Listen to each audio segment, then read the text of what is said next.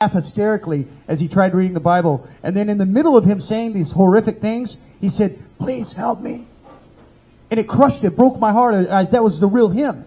And so I prostrated myself before the Lord, face down, refused to eat, kept giving him all my meals for about 3 days. And then on the third day, a love came over me for this guy as I prayed and fasted for the guy, face down on the concrete with snot and tears. A love came over me, so violent, so intense. The only way I could describe it is, God, I love this guy. I had to say, "Father, please stop." It was too much for my human soul to bear. It was too much. So yes, God is love. And His love is a violent love. His love is a shoreless, bottomless sea of love. But were His love unjust, it would be a wicked, cruel, horrible love. His love is just. And He will not suspend one of His attributes to exercise the other. So, God's justice is holy. It's perfect. His love is holy. It's perfect. It's not unrighteous. So, God had to, if He was going to redeem us, which He did, if He was going to redeem us, He had to take our place because only He could pay that infinite debt that we incurred. Nobody else could. No angel, no archangel, no seraph angel, no human being. Nobody could, because we are all creatures. Even the angels are all creatures. None of them are infinite. God is infinite. How do we understand infinitude? Is look at space. Let me ask you a question, like Paul Washer says. He says, "Where'd the stars go? They were out last night. Where did they go? Did somebody just swipe them out of the sky? No, they're still there. They're still shining, but we can't see them because of all the light."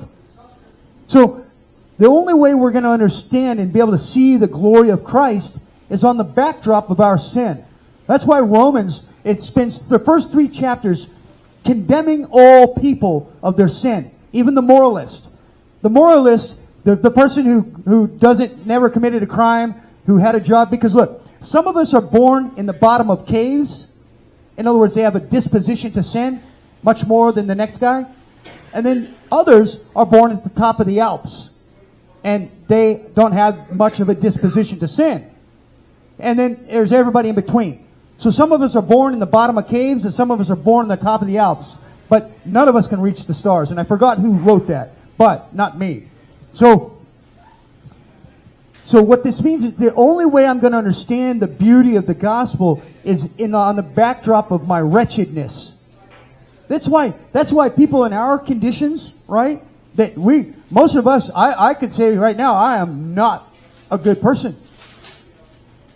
But the person who's lived their life and they've had a job their whole life and they raised their children and they never committed a crime, never even had a speeding ticket, went to college, had everything paid for by their parents and everything. These people who have been born at the top of the Alps, they can look around and they can say, "Yeah, I sure am a holy guy. I sure am a good guy." And they think they're going to get into heaven because they have never been to jail. They've never committed a crime. They've never done anything really wrong in their opinion. So the Bible spends in Romans the first 3 chapters condemning the moralist, the Jew, and the pagan. And the good part about for us in our situations is if we were honest with ourselves, most of us would agree that, yeah, we're probably not very good people. That we've done a lot of bad things in life. And that because see, he who has been forgiven much loves much. That's why God takes out of the ash heap and seats with princes. God takes the person that is poor in spirit, meaning, I know I've taken innocent lives.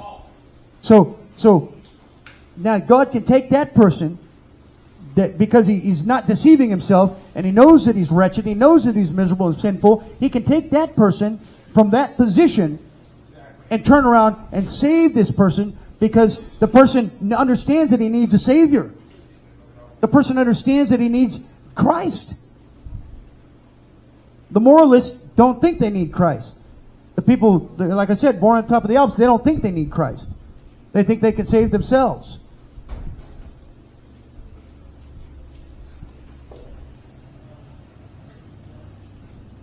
So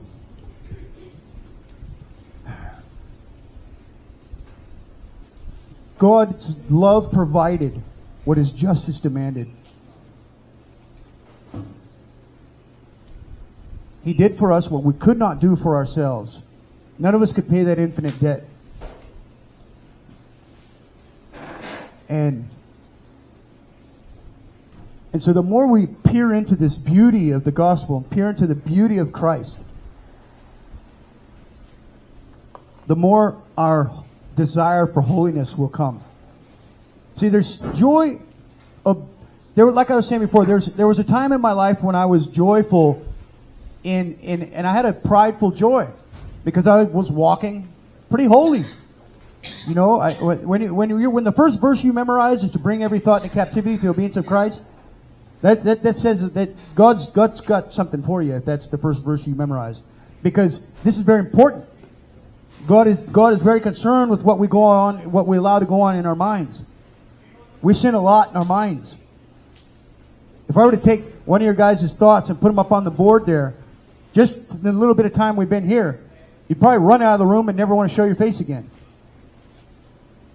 And so when we have an understanding of our need of a Savior, when we have an understanding of the sinfulness of sin and our desperation, because remember, desperation and submission go hand in hand. Until my back was backed up against the wall, I had just beaten a life sentence 7 times prior. I beat life in California, Texas, Oregon, Louisiana. No, I was just beating it there. Mexico, Guatemala, Honduras. And here I am in Louisiana. I'm looking at a life sentence. And I was stuck. I was wretched. Only then, when our backs are against the wall and there's nowhere to look but up, are we going to look up. And so, when we have a conception of our sinfulness, the fact that we have sinned against an infinite being and incurred an infinite debt that we cannot pay, because that's logic, right? That's logical. When I have this understanding, now you can come and you can tell me the gospel.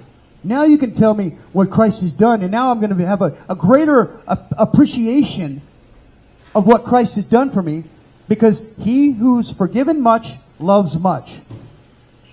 The people born in the top of the Alps, they really don't have nothing much that they can be forgiven for, I guess. They're not really going to love God that much because they're not really going to have a sense of their need for Him. And they're not going to understand the redemption. Like God delivered me from the kingdom of darkness, snatched me out of the kingdom of darkness.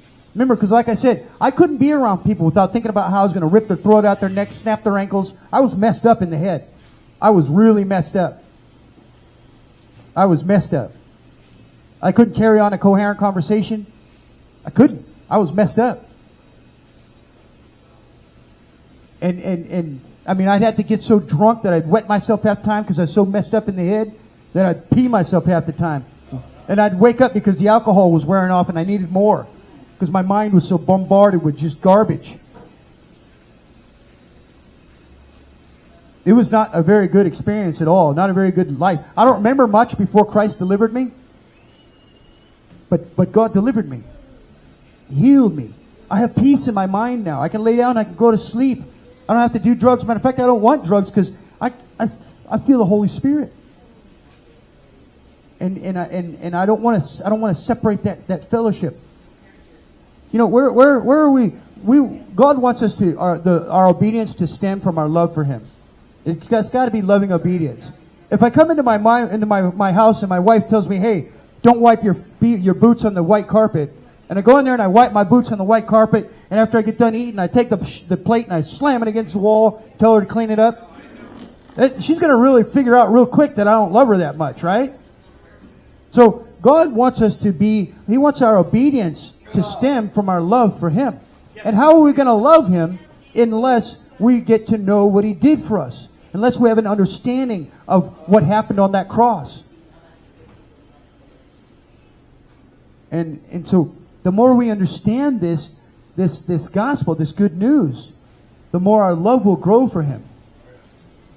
And then our obedience will stem from our joy. Because if your joy precedes your obedience, you're in good shape. If your obedience is before your joy, in other words, I'm finding joy in my own performance fulfilling a law of God, then that's pride. That's arrogant. That's sneaky. That's satanic. So God wants our obedience and our joy to stem from who He and what He is and what He's done for us.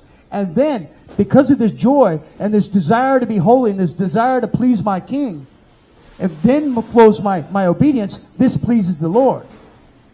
But now, the Pharisees and the moralists and the self-righteous, the people that look down on people and look at them like, oh, I'm so much better than that guy.